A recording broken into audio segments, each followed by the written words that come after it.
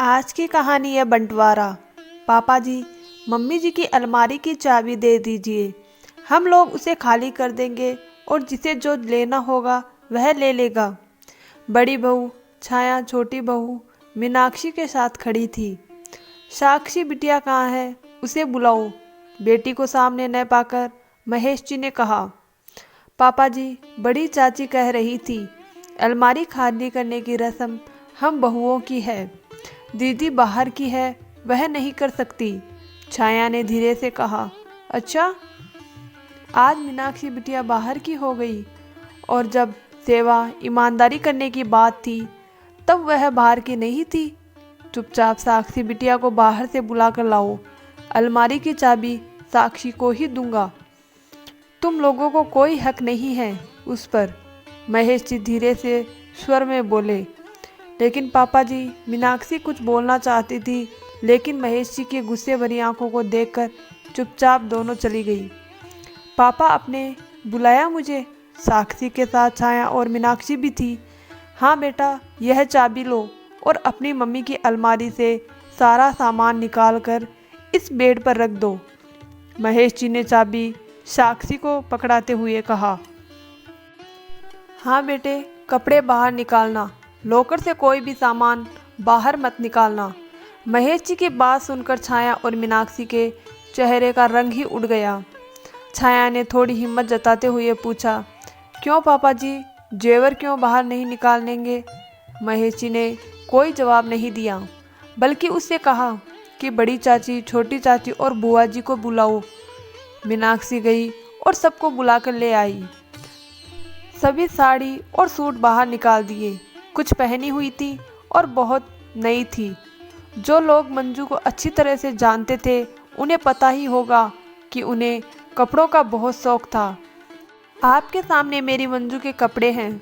अगर आप में से कोई भी प्रसाद या आशीर्वाद के रूप में लेना चाहता है तो ले सकता है।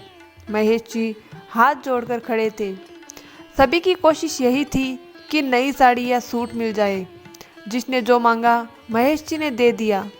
साक्षी बेटा, तुम नहीं लोगी अपनी मम्मी की साड़ी? बड़ी चाची ने पूछा। आप सभी लोग ले लीजिए, मैं फिर ले लूँगी, साक्षी ने कहा। तो छाया धीरे से बोली, अरे इसने तो पहले ही सबसे अच्छी वाली साड़ी ले ली होगी और फिर इसकी नज़र कपड़ों से ज़्यादा गहनों पर होगी। देखना, पापा जी सब जेवर इसी को देंगे। छाया बहू, जो कहना है सामने कहो, ऐसे फुसफुसाने की ज़रूरत नहीं, यह तुम्हारा हक है। सास के जेवरों पर सिर्फ बहू का ही हक होता है। बड़ी चाची छाया को इशारे करने लगी। बोलने के लिए महेश भैया देवरानी जी के कपड़े वगैरह बांट रहे हो तो जेवर का भी बंटवारा कर दो, आखिर है तो सब इन्हीं लोगों का। बड़ी चाची की यह बात बोलते ही छाया और मीनाक्षी की आंखों में चमक उठी। हाँ भाभी, आप बात तो सही कह रही है कि है तो सब इन्हीं लोगों का, लेकिन मंजू की अंतिम इच्छा थी कि यह जेवर उसे मिले जिसने उसकी सेवा की। और जहाँ तक आप भी जानती है कि सेवा किसने की।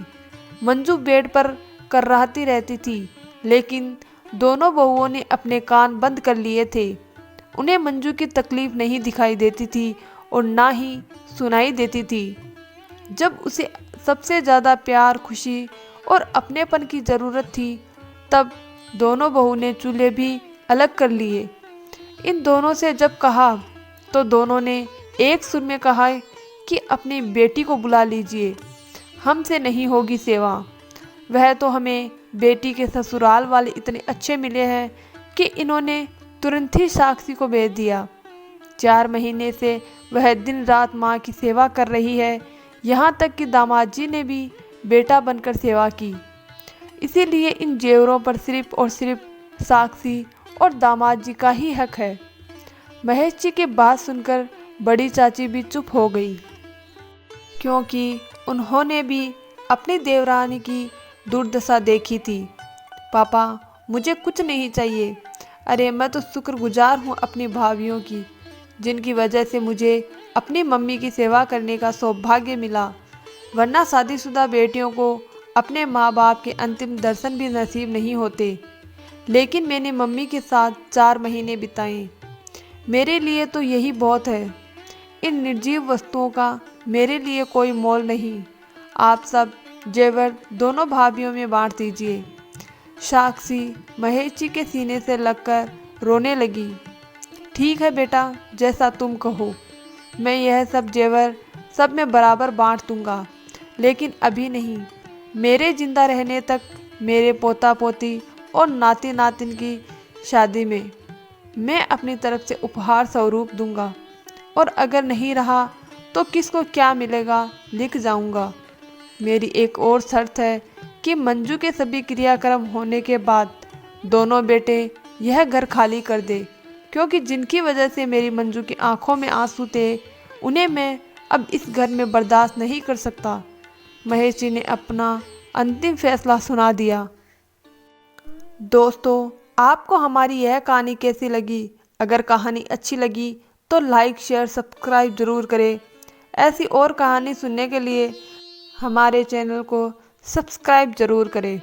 और आपको हमारी ये कहानी कैसी लगी हमें आपकी राय कमेंट बॉक्स में ज़रूर बताएं। धन्यवाद दोस्तों।